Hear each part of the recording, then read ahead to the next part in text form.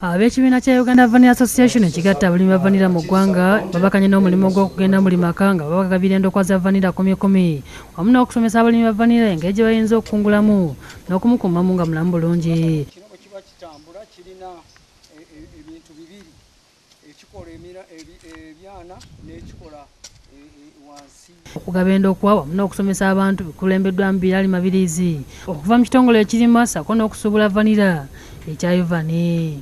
Gemalagalaga gireme okugendako musana kuba migonvu nnyo.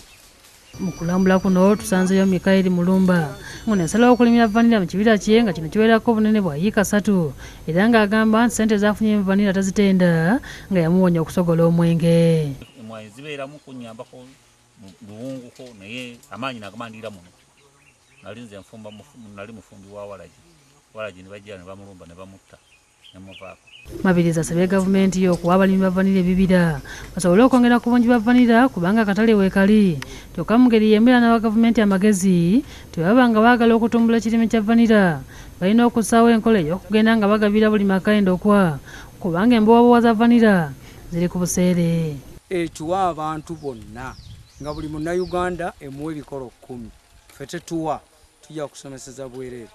Bo abalimi b'emmwanyi bategese omwoleso ku kisaawe kya Kalasa Primary School ekisangibwa mu Ggombolola Makulubita mu disitulikiti y'e Nakaseke nga gwetabyeko abalimi b'emmwanyi abazongerako omutindo abakola eddagala ly'obuwuka obutawanya emmwanyi ng'omugenyi omukulu ku mukolo ogwo yabadde omubaka wa Katikamu South Edward Sembatya. Ku mukolo ogwo baayolesezza ebyuma eby'enjawulo omuli akafukirira ebirime mu budde obw'ekyeya akaawa akoleddwa mu mmwanyi n'ebirala.